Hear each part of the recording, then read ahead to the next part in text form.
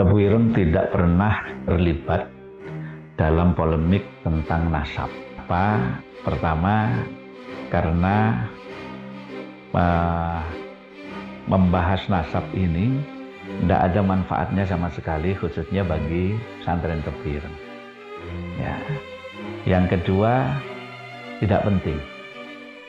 Justru yang terjadi sekarang ini malah ketika kita ini melibatkan diri, membahas nasab dan sebagainya, yang terjadi adalah memecah belah persatuan umat. Gus Rindu, gerakan untuk sesama, inspirasi kreatif. Assalamualaikum warahmatullahi wabarakatuh. Baru saja kita simak cuplikan video dari tanggapan pesantren Tebu Ireng perihal tentang polemik nasab Balawi ya, yang disampaikan langsung oleh beliau Kiai Haji Fahmi Amrullah. Dan untuk lebih jelasnya mari kita simak video selengkapnya. Jadi sebaiknya memang kita tidak melibatkan diri. Jadi begini, ada dua lembaga di Indonesia ini yang mengkhususkan diri menangani bab nasab yang bersambung kepada Rasulullah. Yang pertama adalah RA atau Robitoh Alawiyah. Nah, ini biasanya anggotanya itu yang bergelar Habib itu ya. Kemudian yang kedua itu ada Naat. Naat ini singkatan dari Nakobah Ansab Aulia Tis'ah. Ya. Jadi ini yang menangani dzuriyah Kanjeng Nabi dari jalur Wali Songo. Nah, jadi awalnya polemik ini kan diawali saling tidak mengakui. Jadi dari Robitoh Alawiyah mengatakan bahwa dzuriyah Wali Songo itu terputus. Kemudian akhirnya dari Wali Songo mengatakan bahwa Ubaidillah itu tokoh fiktif dan sebagainya. Sehingga akhirnya sampai menyebar dan sampai sekarang ini melebar kemana-mana. Nah, karena itu kami dari pesantren Tebu Ireng tidak melibatkan diri untuk terlibat dalam masalah polemik bab nasab ini, karena memang yang saya katakan tadi itu tidak ada manfaatnya sama sekali dan tidak penting bagi kami. Itu baru saja yang disampaikan oleh Gus Fahmi atau Kiai Haji Fahmi Amrullah ya, yang menyampaikan katanya nggak penting ya tentang polemik nasab yang terjadi sekarang ini dianggap sudah selesai. Dan itu yang punya masalah adalah dari Bani Wali Songo dan dari Bani Balawi. Ya. Jadi seolah-olah itu dari beliau dari pesantren Tebu Ireng ini tidak ikut campur tangan atau lepas tangan. Jadi seolah-olah tidak ikut-ikutan tentang perihal masalah polemik nasab saat ini. Padahal ya di sini jasa Kiai Imaduddin Utsman Al-Bantani semua orang tahu ya. Dengan adanya polemik nasab, karena adanya tesis yang dilakukan oleh Kiai Imaduddin Utsman Al-Bantani, ini menyibak semua takbir, ya, menyibak semua takbir rahasia di balik Balawi. Benar, kalau memang permasalahan polemik ini mereka tidak ikut campur, nggak masalah, menurut mereka. Ya. Tapi apakah itu dibilang enak, dibilang baik gitu? Sebenarnya kita sesama Muslim itu harus saling mendukung, ya. Jadi jangan dijadikan alasan dengan adanya ikut-ikutan di polemik ini, penyampaian ini akan memecah belah umat. Sebenarnya justru pemecah belah umat itu sendiri adalah dari mereka-mereka itu, dari oknum-oknum Balawi yang selalu menyebar fitnah, yang selalu membuat masalah. Apa yang disampaikan Kiai Imad itu menurut saya benar, itu loh. Jadi kalau beliau, Gus Fahmi, tadi menyampaikan bahwa urusan mereka hanya urusan masalah sejarah NU, itu saya ngomong menang-menangnya dewi lah saya. Ya. Padahal kalau mau bekerja sama dengan kita para pejuang, ya, pejuang nasab seperti beliau Kiai Haji Imaduddin Utsman Al-Bantani, kemudian Gus Abbas Buntet, Gus Fuad, dan lain sebagainya, ulama-ulama Nusantara yang sudah bersatu untuk bertekad untuk istilahnya melawan kebohongan dari kaum habaib, Ya, insya Allah ini semua jadi clear lah. Karena ini nanti kalau kita laporkan dalam suatu persidangan, ini akan menjadi satu, gitu loh. Menjadi satu permasalahan. Bukan nanti sendiri-sendiri sidangnya itu enggak. Apalagi dari pesantren Tebuireng cuma menunggu saja, menunggu istilahnya pembuktian. Nah, ini yang perlu diluruskan. Jadi begini, setahu saya ketika kita ini membaca sejarah berdirinya NU, restu dari guru-guru Hadratus Syekh itu yang paling utama dan ditulis di buku yang ditulis oleh Cak Anam atau buku-buku sejarah NU, semuanya itu menulis bahwa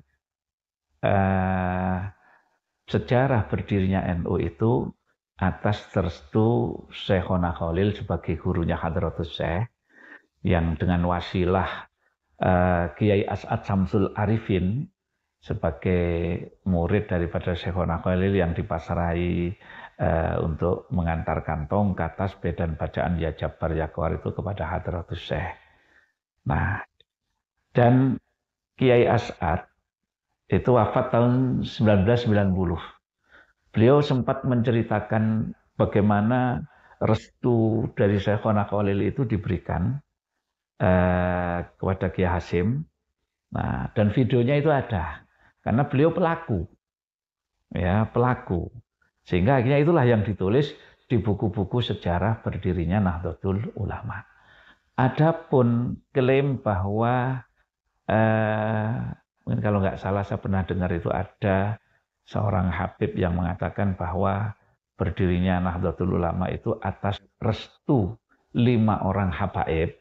Nah ini tentu perlu diteliti.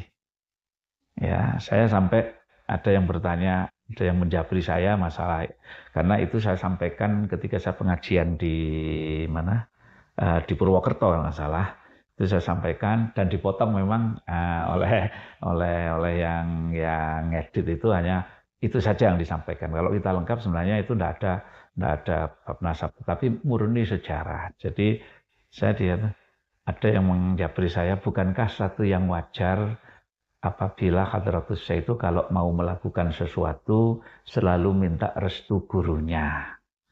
Ya saya jawab, ya tradisi santri biasanya begitu. Saya yakin. Begini loh, ini kita sampaikan kepada beliau, Dewan Masyayikh Tebuireng ya. Sebaiknya ya kita kerjasamalah, ya kerjasama dengan baik. Jangan istilahnya tidak ikut campur tangan masalah polemik nasab, itu jangan seperti itu. Jadi karena dengan adanya polemik nasab ini akhirnya semua tersibak, semua terbuka, semua kelihatan. Ya, dari mulai makam-makam yang dipalsukan, dari makam biasa dijadikan makam Balawi, dan kemudian dari sejarah NU, ya terus sampai di syair lagu yang katanya dari Balawi, beliau Habib Rizik gurunya NU, itu sudah katakanlah menginjak-injak harga diri NU. Yuk marilah sesama orang NU, sesama orang Muslim, sesama orang Islam, yuk bersatu, ya bersatu di sini untuk menyelesaikan masalah, bukan malah lepas tangan gitu loh. Jadi menurut saya apa yang panjenengan sampaikan itu justru ngendon-ngendoni, ya ngendon-ngendoni penyemangat dari Islam-Islam yang lain, khususnya kaum-kaum nadiyin. Itu seperti itu. Itu ya, mungkin dari teman-teman semuanya, dari sahabatku semuanya, dari para netizen semuanya, mungkin juga berpendapat seperti saya, gitu loh. Jadi sebaiknya marilah kita bersatu. Mungkin cara jalan kerjanya berbeda-beda sendiri-sendiri. Mungkin dari Tebuireng menggunakan cara sendiri. Mungkin dari kita para pejuang nasab itu berjalan dengan cara sendiri-sendiri. Itu nggak masalah. Yang penting intinya nanti kita saling menghormati, saling menghargai, ya menghargai para pejuang-pejuang Islam yang ada di Nusantara. Cuma masalahnya ini sejarah. Sejarah itu tidak bisa berdasarkan keyakinan dan perasaan. Sejarah itu ada bukti, ada hitam di atas putih, ada dokumen, ada manuskrip, kalau perlu ada prasasti, syukur-syukur ada saksi pelaku. Ya. itu pun tidak cukup. Jadi ini bukti-bukti ini semua nanti itu harus diverifikasi, divalidasi, diteliti. Nanti kalau memang itu benar, nah barulah kemudian ini dianggap sahih. Makanya saya sampaikan ke orang yang japri saya itu, kalau memang panjenengan ada bukti, ada manuskrip, ada dokumen, ada prasasti yang menunjukkan bahwa berdirinya NU itu atas restu 5 orang habaib, itu tolong sampaikan ke saya. Nanti biar saya yang mengumumkan kepada publik dari Tebuireng, yang mengumumkan bahwa berdirinya NU itu juga atas restu 5 orang habaib. Tapi kalau itu belum ada, ya wallahu a'lam. Kalau ada kita terima, ya, karena itu sejarah. Ya, tetapi selama itu belum ada bukti, belum ada fakta, dokumen yang mendukung, maka keyakinan kami bahwa pendirian NU yang paling utama itu adalah atas restu Syekhona Khalil. Jadi itu. Jadi begini, sebenarnya harus dipisahkan polemik nasab dengan sejarah. Apa yang saya sampaikan, disampaikan oleh Kiai Musta'in juga, itu sebenarnya murni masalah sejarah. Tidak ada hubungannya dengan nasab. Itulah tadi yang bisa saya sampaikan ya sebagai komentar saya tentang permasalahan polemik nasab Balawi yang terjadi pada sekarang ini, ya, dan juga buat pondok pesantren Tebuireng yang mungkin dia angkat tangan dengan permasalahan polemik ini, dan ini disampaikan oleh beliau kan, beliau Dewan Masyayikh, ya, dan Masyayikh Tebuireng. Mungkin dari santri-santri yang lainnya mungkin juga berpendapat yang berseberangan. Jadi saya yakinlah, karena harga diri ulama-ulama Nusantara, harga diri orang Islam, para nadiyin itu udah diinjak-injak, semua pasti akan berpikir bahwa Ba'alawi harus dilawan. Ya, jadi kita harus bukan melawan untuk perang, bukan, tapi untuk melawan suatu kebenaran supaya Ba'alawi itu nanti bisa memahami dan mengerti. Ya, bahwa Nusantara, ulama Nusantara itu punya harga diri. Itu seperti itu ya. Jadi kesimpulan daripada apa yang saya sampaikan pada kali ini adalah bagaimana umat Islam itu bersatu untuk memerangi kebatilan, untuk memerangi kebohongan. Apalagi ini menyangkut masalah nama baik Nabi kita, Nabi Agung Muhammad SAW. Ya, Nabi yang menjadi panutan kita. Jadi kalau harga diri seorang Nabi dijamin, ya kita apakah cuma diam saja? Apakah kita sebagai umat Muslim cuma membiarkan nanti Allah yang akan memberi pengadilan? Ini berbahaya untuk turun-turun kita nanti. Jadi jangan dikatakan ini akan memecah belah umat. Oh tidak, menurut saya tidak. Kita malah justru mau diketawain oleh agama-agama lain. Kalau kita cuma diam saja, karena seolah-olah agama kita itu nggak jelas. Ya, nggak jelas. Jadi seolah-olah melebih-lebihkan turunan-turunan Rasulullah yang nggak jelas kebenarannya. Oh yang benar-benar cucu Rasulullah asli saja diem kok, tidak cari ketenaran, tidak cari sensasi, tidak memanfaatkan dengan mengaku cucu Rasulullah, membodohi orang-orang Nusantara, membodohi orang-orang Islam, khususnya nadiyin dan sebagainya. Oke ya sahabat semuanya, yuk marilah kita bersatu padu ya untuk mendukung perjuangan kita semua untuk menegakkan suatu kebenaran. Ya. Insya Allah kalau para habaib, para kaum Ba'alawi bisa menyadari, ya insya Allah kita baik-baik saja kok. Ini bukan kita membenci, tapi kita menyayangi supaya nanti kita sama-sama tahu, sama-sama ngerti bahwa sebenarnya kebenaran yang paling benar itu milik Allah SWT. Bukan kita mengaku-ngaku atau kita merasa paling hebat, merasa keturunan daripada Rasulullah, akhirnya kita bisa mengambil tindakan membuat dalil seenaknya sendiri.